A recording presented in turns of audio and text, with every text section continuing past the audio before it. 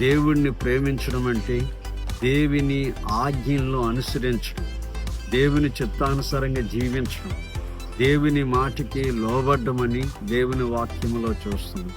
అందు గురించి దేవుని సన్నిధానంలో ఎవరైతే దేవుని ప్రేమించి దేవుని చిత్తానుసారంగా, దేవా ఈ సర్వలోకాన్ని సృష్టించినందుకు నీకు వందనాలు, నన్ను పుట్టించినందుకు వందనాలు, నా జీవితంలో నాయనా ఈ వెలుగు మార్గం చూపించినందుకు, ఈ పరిశుద్ధ మార్గం చూపించినందుకు, నాయనా నీవు నాకు దొరికినందుకు నీకు వందనాలు, స్తోత్రాలని దేవుని సన్నిధానంలో దేవుని చిత్తానుసారంగా ఆయన్ని ప్రేమించి ఆయన ఆజ్ఞలను గైకొన్నప్పుడు ఆయన ఘనఘనతలు గలవారుగా చేస్తాడు, పేరు ప్రఖ్యాతులు గలవారుగా చేస్తాడు, ఆస్తికర్తలుగా చేస్తాడు, ఆరోగ్యవంతులుగా చేస్తాడు.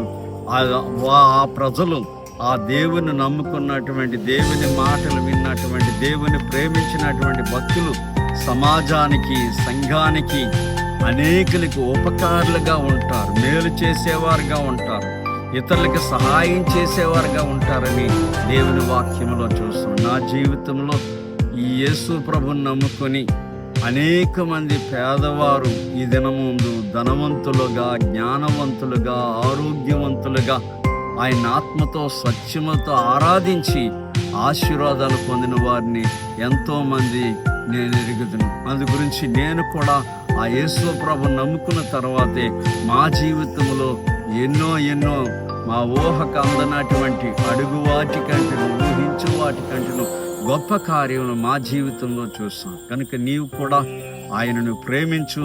ఆయన చిత్తానుసారంగా జీవించినప్పుడు, నీతి మార్గమందు, న్యాయ మార్గమందు నువ్వు జీవించినప్పుడు నిన్ను ఆస్తికర్తగా, అనేకులకు ఆశీర్వాదంగా దేవుడు నడిపిస్తాడు.